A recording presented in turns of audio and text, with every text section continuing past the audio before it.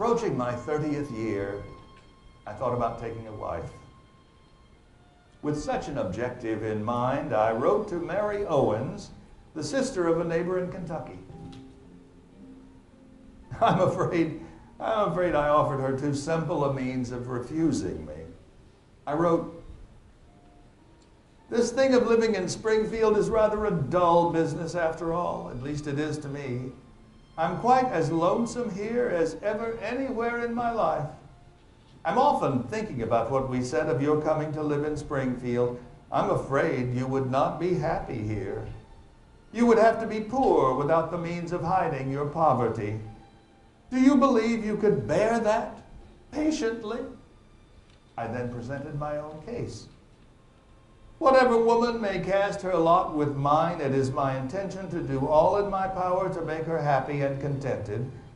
And there's nothing I can imagine that would make me more unhappy than to fail in that effort. I know I should be much happier with you than the way I am, provided I saw no signs of discontent in you." Well, as you might imagine, she rejected my offer of poverty and happiness.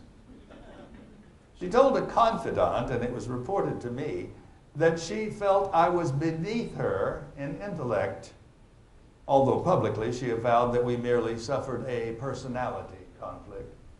And so I told a friend who passed it along to her that I thought she was a great fool for not marrying me. And it got back to me that she said, "How characteristic of the man."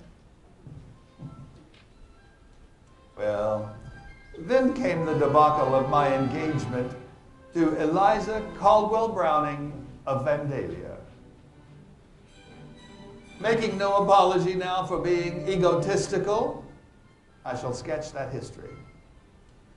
A married lady who was a great friend of mine proposed to introduce me to a sister of hers on the condition that I would engage to become her brother-in-law with all convenient dispatch.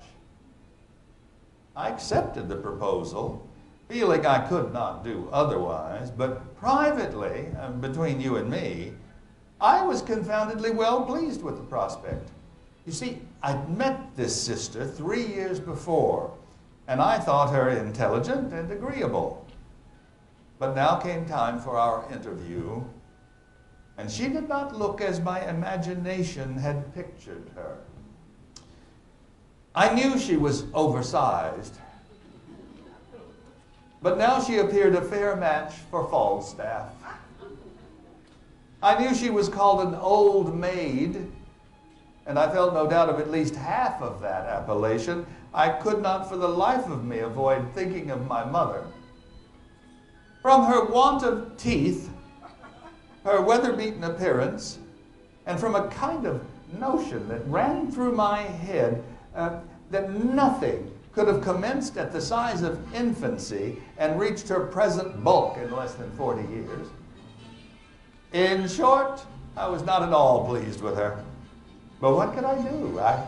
I had told her sister I would take her for better or for worse.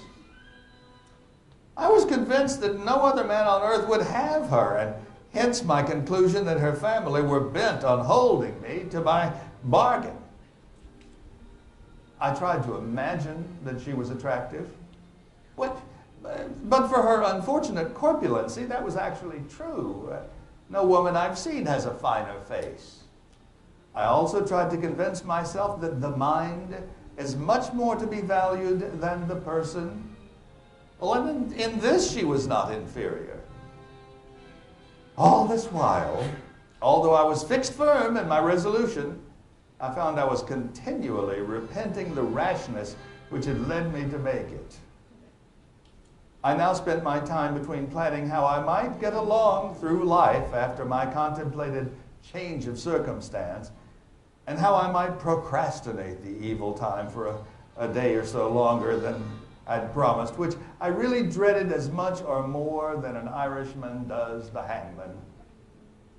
After all my suffering upon this deeply interesting subject, I got out of it.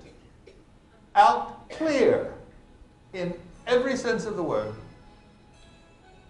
As the lawyers say, it was done in the following manner, to wit.